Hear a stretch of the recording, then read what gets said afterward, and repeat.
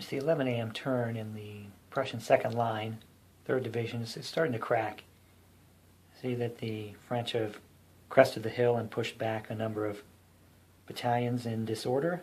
So the Prussians are going to try to set things right. A good old-fashioned cavalry charge. They have a line of cavalry here, and then the French are opposing them here with some 6th Corps cavalry and 5th Corps infantry. So we'll mark all of our Prussian regiments with the charge markers. We intend to charge here and get started with our first target. Those are 3 heavy cavalry regiments there. The 1 light hussar regiment. These are 2 light regiments of French cavalry. So we're going to get started with that hussar regiment. When they get to here, they're now within range, reaction range of that French cavalry. I think the smart thing to do is to react with the French. Don't let that cavalry bear down, potentially doubling their melee value. So the French pass their reaction check, able to move 1 hex. Prussians move another, and the French move, and now they contact. That'll bring the charge to a close, and these 2 regiments will melee in the upcoming melee phase.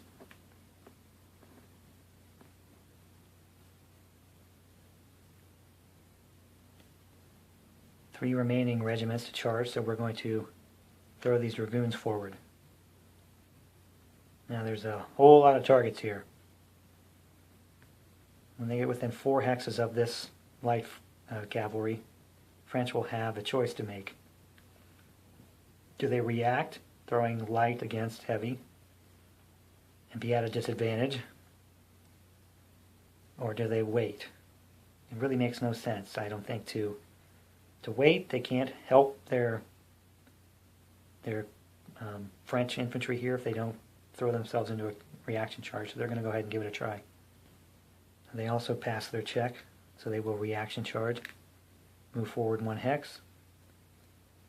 Prussians at this point may as well start bearing down. French counter, and there, they contact right here. So the French have effectively plugged up this area with their reaction charges. But the Prussians have gobbled up the 2 defending French regiments, and now they have 2 regiments remaining that they can charge.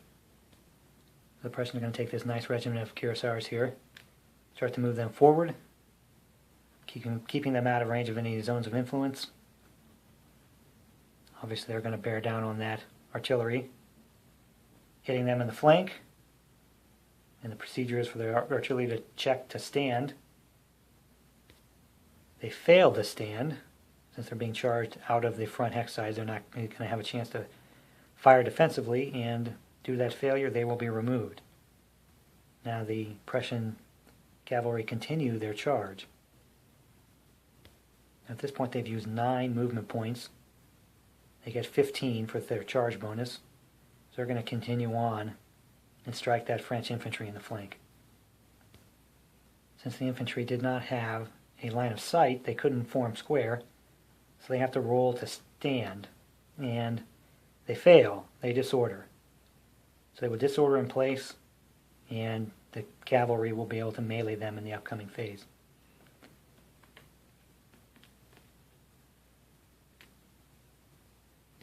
So the French have the Prussians have 1 more cavalry regiment to charge, and this could be some real trouble for the French. They obviously have skirmishers here, some infantry behind them. I'm going to change our facing. Bear down on these skirmishers, who cannot form square. They could stand and get crushed, or they can retreat. So they're going to retreat before charge into the infantry behind them. This is no real bargain, because now the infantry has a line of sight to the charging cavalry, and they have a choice to make. Try to stand or form square. first, this charging cavalry has to declare their target. They're going to declare that infantry their target. Now we'll roll on the, I think they'll decide to form square.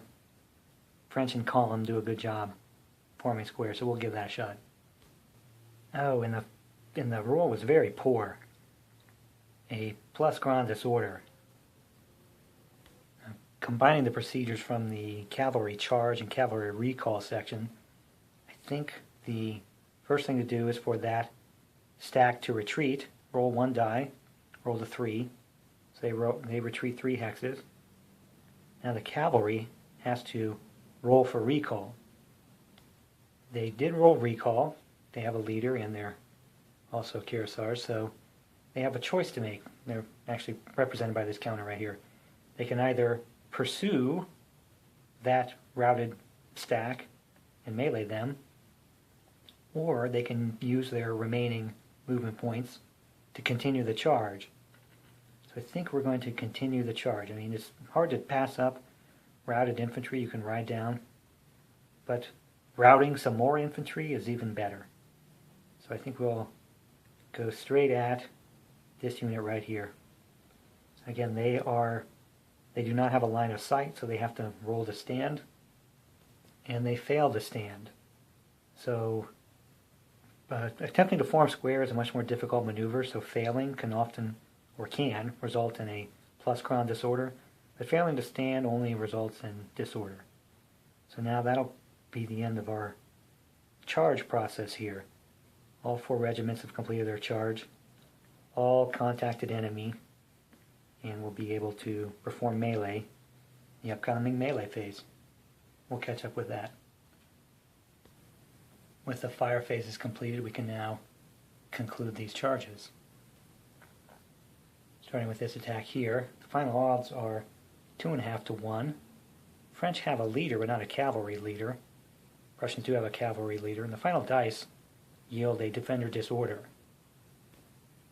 By the definition on the melee matrix, result matrix, the defender retreats 3 hexes, checks morale, which he passes, and that'll be the end of the melee.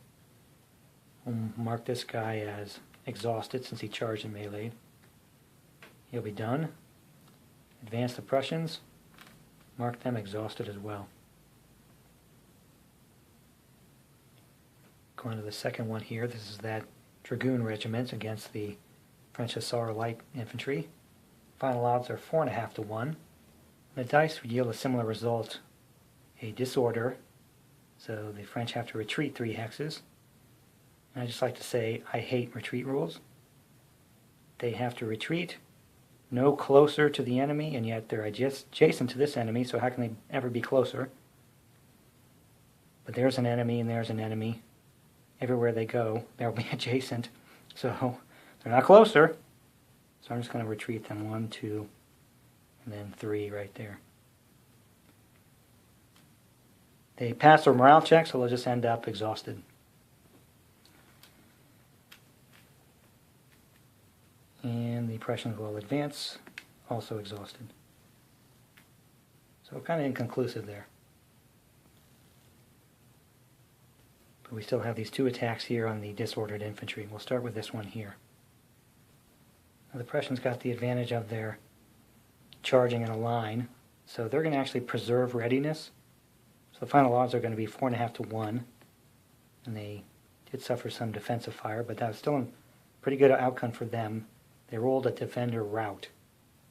By the melee matrix, they disorder, rout, of course, and retreat their full movement allowance and lose 1 increment for every zone of influence they pass through. So there's only 1 here. So they'll retreat 7 hexes out of the way here, and they will suffer their 3rd increment loss. And we'll put the Prussians here.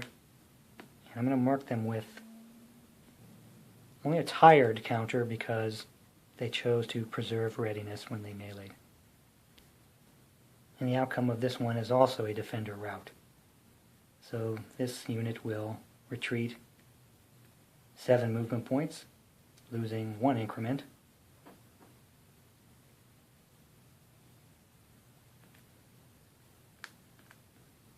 Prussians will ascend that slope.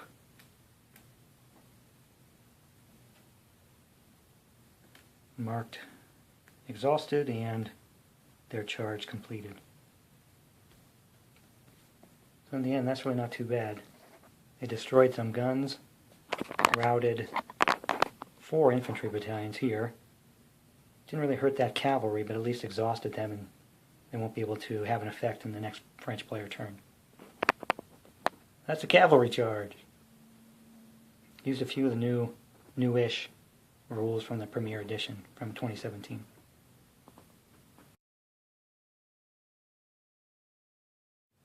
Back to the view looking west. This is the 12 p.m. turn and conclusion of the 12 p.m. turn. And the French are just about ready to make contact with the Prussian main line. I'm going to go in for a closer look. This is Prussian 4th Division. They're being opposed by the French 4th Corps, who have made contact with the very far left of the Prussian line here. And the 4th Division is actually holding on, just barely. That stream is helping them. The French have failed to melee or assault across that stream a couple of times. But the advantage in cavalry that the Prussians had with the 4th and 5th Division cavalry was kind of quickly overcome with the arrival of the reserve heavy cavalry for the French. So the 1st French Dragoon Division here was able to charge, push back that Prussian cavalry. And the French cavalry, the 4th Corps cavalry, is actually crossed and is threatening the rear area here. But otherwise, they're holding on okay. This isn't so bad for the Prussians. The place where it's kind of bad, we'll look at the remnants of the 3rd Division here. These are the hastily retreating Saxon battalions of the 3rd Division. And there's that hill that they were occupying, which has been swept clean by the French. And the French 5th Corps is preparing to engage the 2nd Division in the main line here of the Prussians. Now the 3rd Division, those Saxons, even though they got pushed out of the way, put to flight, they actually held for quite a while. They didn't break until about the 1140 turn, and then routed pretty quickly. One of the interesting game-specific rules affecting the Saxons is that when they become Plusquam disorder and they fail to rally, they lose an increment of strength. So each turn they fail to rally from PGD, they become weaker and weaker. I actually have 2 ADCs over here, lonely along this road, because they were trying to rally 2 battalions that finally lost their final increment and melted away. So the Saxon 3rd Division there is much weaker than kind of hoped they would be. But they're still going to try to form their line behind the main line here to facilitate the next stage of the retreat. Hohenlohe was swept back there, trying to rally some folks. He finally got them back in good order, so he'll return to the fight, moving to the west. The 5th Division here in Viersen-Heilingen still has not encountered the French. Since we're seeing the French 5th Corps crash into the 2nd Division there, they might not have any action for some time to come. The remnants of that cavalry charge are here, trying to hold basically the right flank against the 6th Corps, very small contingent, that cavalry and light infantry, and then Napoleon and the Guard Reserve back there around Lutzeroda. And shifting all the way to the right, have pieces of the 1st Division still holding out pretty well, pretty effectively, against the 7th Corps of the French there, 1 division of the 7th Corps.